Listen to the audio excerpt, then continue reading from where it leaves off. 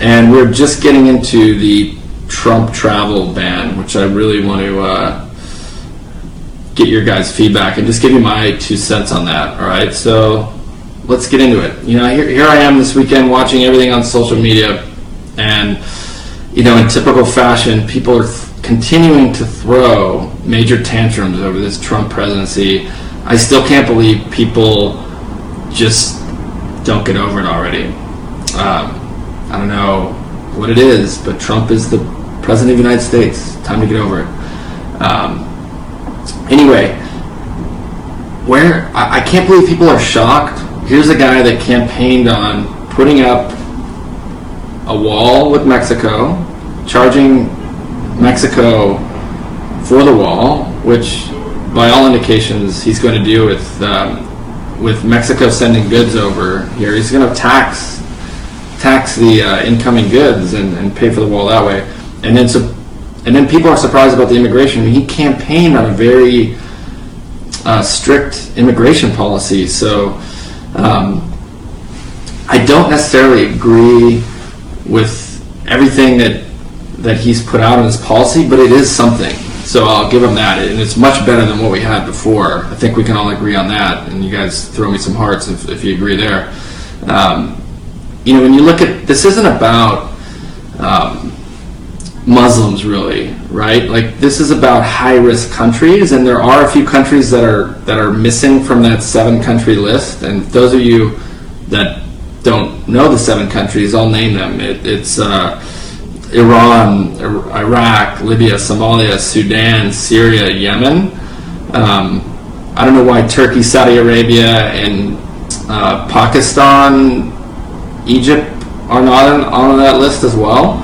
But this has to do with high-risk countries, all right? Countries that are known sponsors of terror. And Iran is a state sponsor of terror.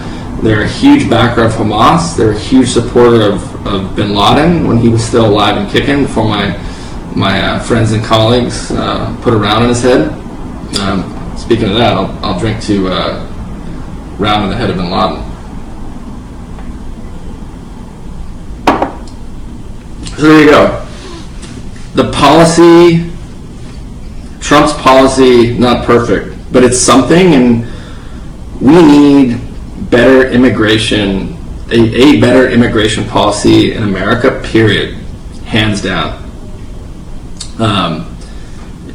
What we had before was completely schizophrenic, very similar to our foreign policy strategy. Nobody seems to understand what the past immigration policy was for this country. You're letting people in, letting some people in, not letting people in. People aren't getting checked. Some people getting checked. Nobody knows what's going on. If everyone knew what was going on, we, the American people, would have a very clear understanding. And I'll challenge you this right now. Everyone watching this feed and that's read the news know exactly what's happening right now with America's immigration policy. Am I right?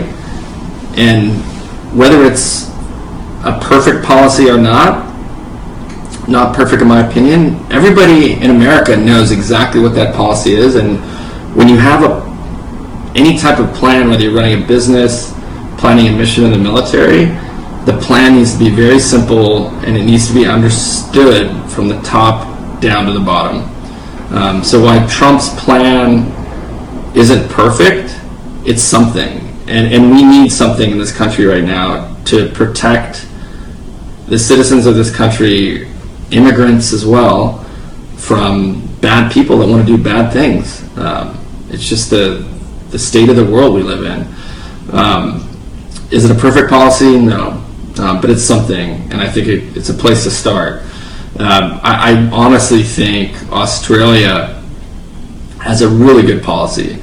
I remember my parents were considering immigrating to Australia when I was a kid, and my dad, who by trade worked in the construction industry, also worked as an electrician, applied for an open program. Australia, their policy is as simple as this: if you have a valuable skill that the country needs, then you can apply, and the chances are you'll get in after you pass a check. I think that's an excellent policy to adopt. There are extremely smart, highly skilled people that aren't in America right now that would make an excellent contribution to this country, and I'm all for letting those people in. But to open the floodgates to countries like Somalia, Iran, Pakistan, Saudi Arabia, Yemen, these countries are known to harbor really, really bad people, and a lot of these countries support and promote radical Islam, and that's just no bueno, man. I don't know how else to tell it to you. People can get all upset. You can call it profiling. To me, it's part of my French. It's just fucking common sense, right? Using a little bit of common sense. So I think there's a few more countries that need to be added to that list. I think it's an incomplete list, but I do think it's a really good place to start. So anyway, that's my opinion on the whole travel ban, which has people in an uproar. I still can't believe people are throwing tantrums. And the amount of liberals I see on social media spreading fake news and all this bullshit, it just blows my mind. I mean, I even have friends on my personal Facebook page that I'm just shaking my head. I'm like, I thought these people were much smarter than that. Anyway, speaking of that, please follow my author page and give it a like. Brandon T. Webb. You can find my official author page on Facebook.